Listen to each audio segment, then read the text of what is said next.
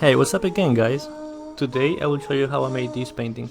But before I get started, I really want to say thank you for watching and liking my last video. Okay, so first I started by drawing by using a grid. During step 2, I made sure the whole canvas was filled with paint. This allowed me to have a good foundation for what's next. And that is putting random brush marks all over the painting and hope that at the end it will look like something. So as always, I started working from dark to light. Something that I learned with this painting is you can never go too dark. You'll see what I mean in a second. By using those dark shadows, that just means that my painting will have more contrast at the end. And finally, highlights. This is by far the most difficult part of the whole painting, because in order for you to achieve a hyper-realistic look, you have to apply several layers of increasingly brighter highlights.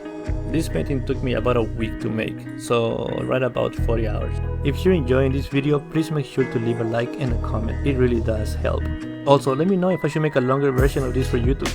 Anyways, thank you so much for watching.